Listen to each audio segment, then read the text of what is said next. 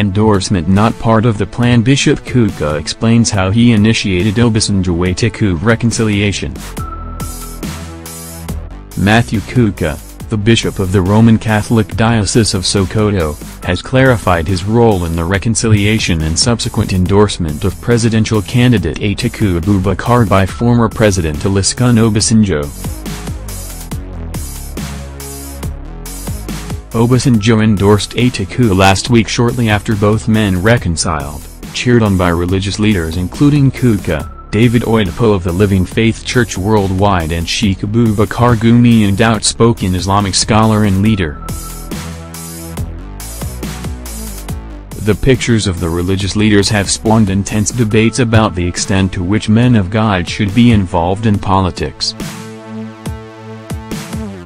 But in a lengthy statement he released on Monday morning, Kukah explained that he had been trying for years to broker truce between Atiku and Obasanjo, and that the endorsement of Atiku's presidential campaign was never part of the deal. President Obasanjo and Alhaji Atiku Abubakar, a reconciliation not an endorsement. Bishop Matthew Hussein Kukah. I have deliberately made this explanatory note long because I think it is necessary that people make up their minds based on the facts, given my central role in the event. I note that Sheikh Gumi has already told his own side of the story. I feel obliged to state my own side so that Nigerians can have a clearer picture of my own involvement. Sadly, I personally did not read President Obasanjo's statement until 2 days later on the internet since I was not physically in the hall. Although trying to reconcile President Obasanjo and Alhaji Atiku Abubakar was something I had been working on intermittently in the last few years, nothing could have prepared me for the way things finally shaped up. My focus all along had been with President Obasanjo, and I had never brought Alhaji Abubakar into what I was doing. Quite fortuitously, a chance meeting changed the tide in favor of reconciliation. Understandably, the pictures of the four of us, President Obasanjo, Alhaji Abubakar, Sheikh Gumi and I, literally lit up the social media and elicited divergent reactions from the general public. Although over 99% of the reactions that have come to me have been largely those of commendation, with people focusing, rightly, on the reconciliation, there have been others whose focus has been on an isolated development that had absolutely nothing to do with what I had in mind all these years, namely, the endorsement. I must say that I am eternally grateful to God that this reconciliation finally happened. The focus of attention has been on the endorsement of Alhaji Abubakar by President Obasanjo, a development that I can call the third leg of the process which I initiated.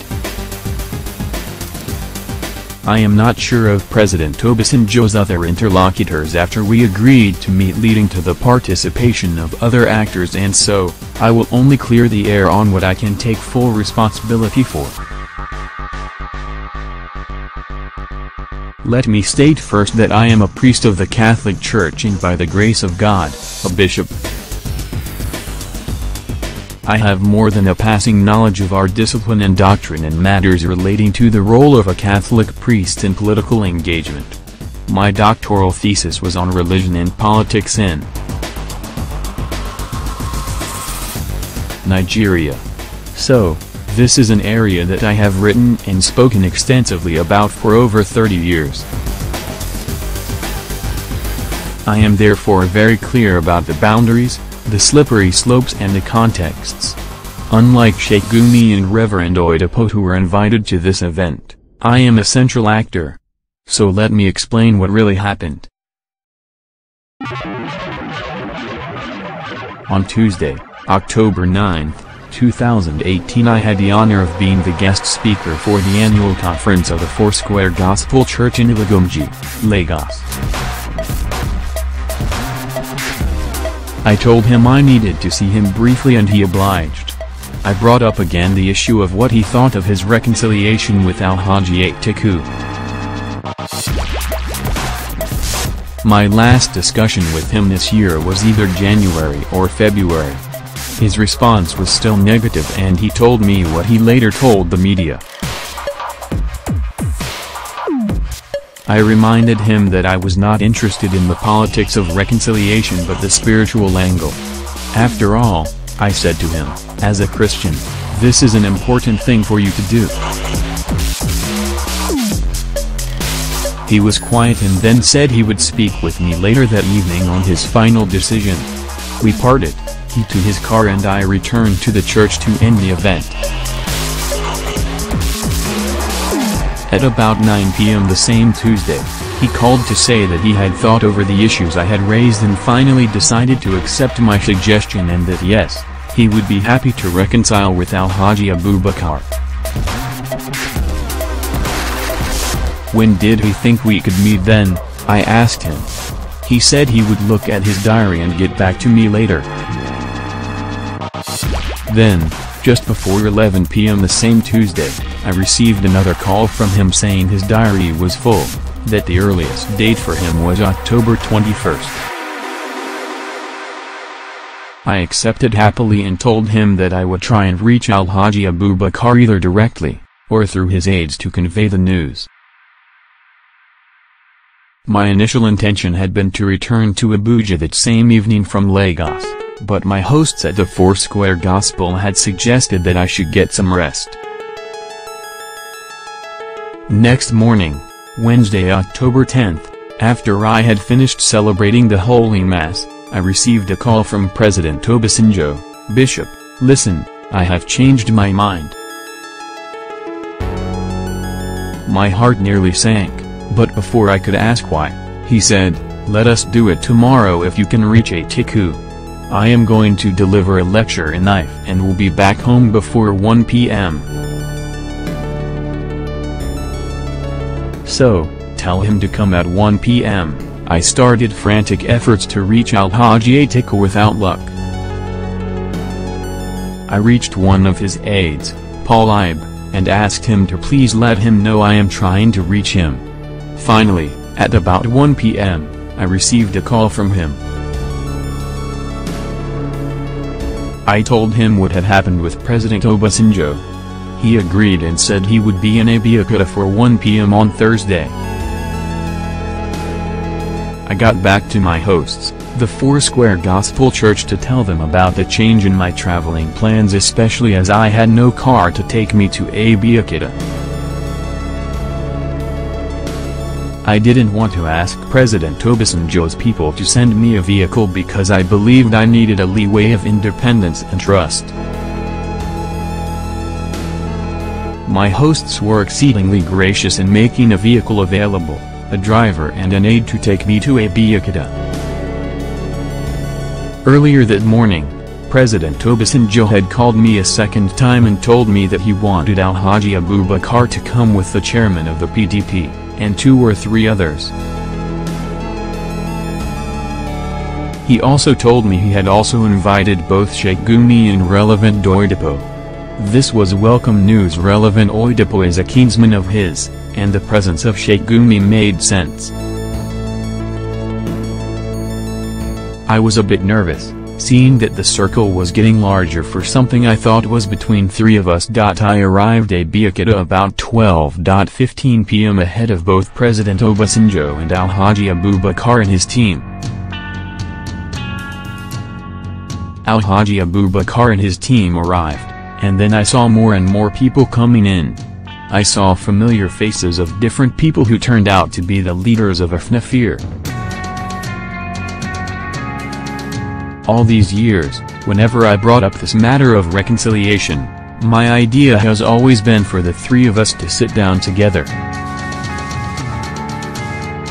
I still believed that the meeting would be between the 2 of them and the 3 religious leaders. When President Obasanjo appeared, I walked up to him and said I wanted to know the protocol for the meeting. He suggested that we would meet in a hall and that I should say a few words about how we got here.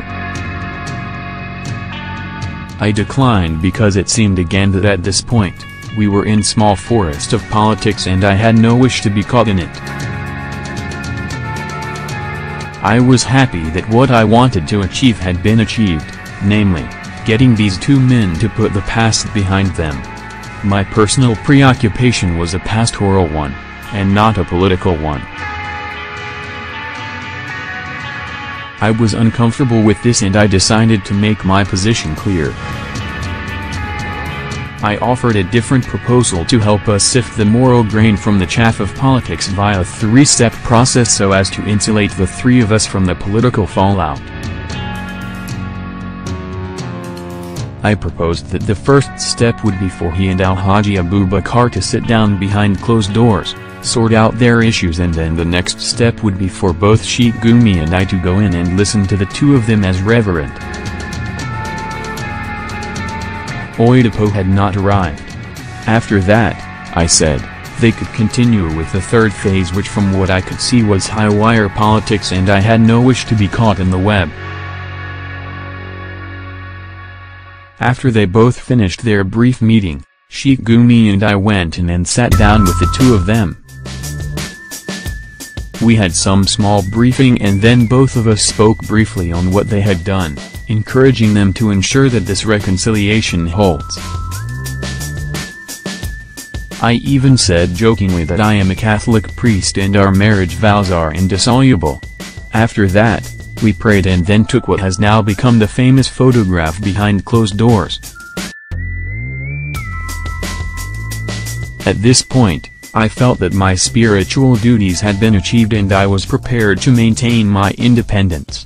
Sheikh Gumi and I shook hands, and although I was hungry and food was being laid out, I skipped lunch.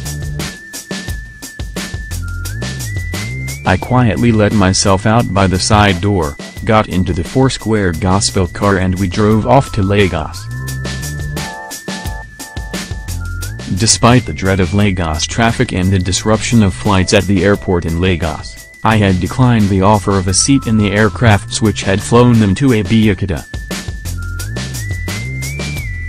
Although flying with them was the best, and most convenient, assurance I had of getting to Abuja in time for a speaking engagement at an event with the Sultan and Cardinal Oyedepo for 9 a.m. the next day, it was necessary to ensure that I took no favors from any of the two parties.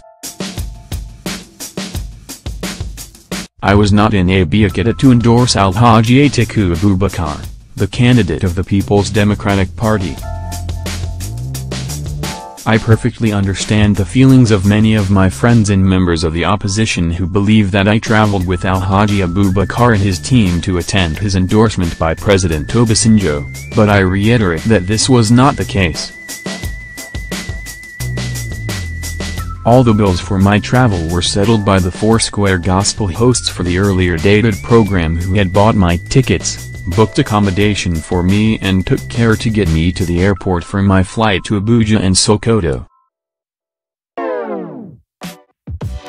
I am a strong believer in a peaceful and united Nigeria, ideals for which I have striven and served my entire adult life as a thinker and a priest. My instincts for reconciliation and peace were sharpened during my involvement and experience with the Aputa panel. When the generals refused to respond to the invitation of Aputa panel, I personally undertook to visit both General Babangida and Buhari. He was not at home, at a time that today's latter-day Buharists were asking the panel to compel them to come or risk being blacked out of national life. Objective-minded people will remember that back in 2001, when the Christian community and many of President Buhari's opponents claimed that General Buhari had said that Muslims should vote only for Muslims, many people in the Christian community were disappointed that I wrote a long article to explain the context of what he had said after speaking with the general. His party, the ANPP, later used part of my article for their 2003 campaigns. My faith and experience have taught me to learn to suspend judgment till I have heard both sides of a story, no matter what. I hope that this clarification helps to allay the concerns of those who may have seen all of these in a different light. Many minds will remain set no matter the reasonableness of my comments here, and this is to be expected. One cannot please everyone.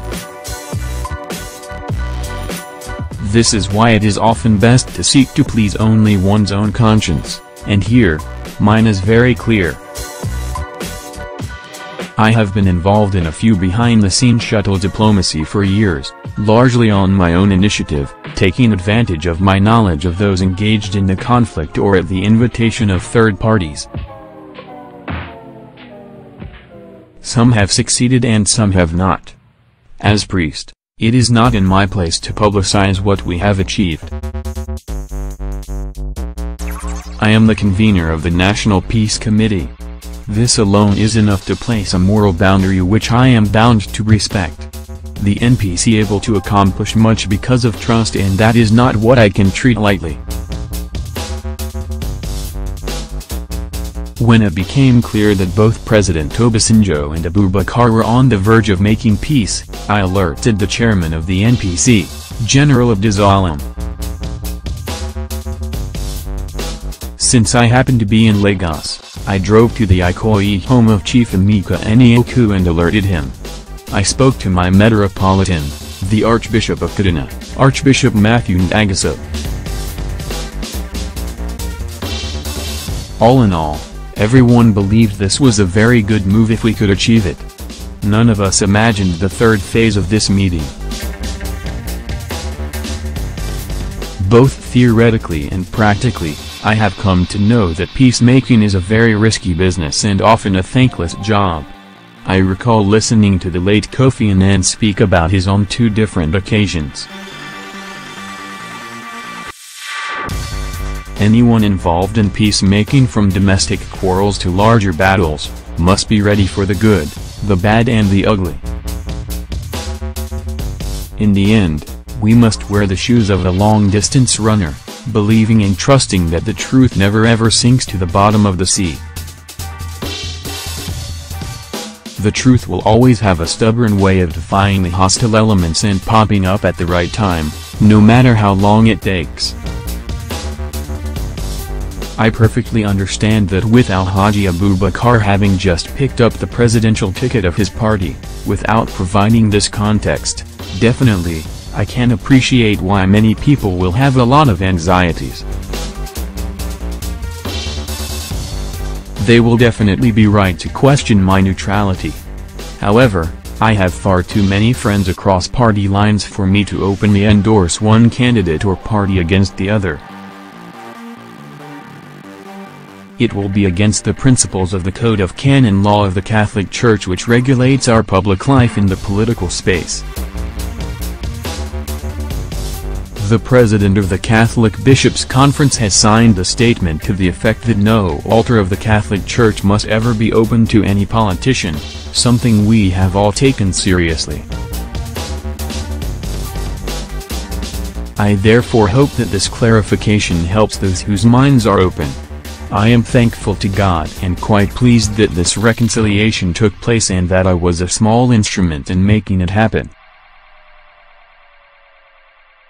However, I am sorry that it has been given a different coloration and doubts to many people. Its timing was purely fortuitous and purely circumstantial, not a contrivance.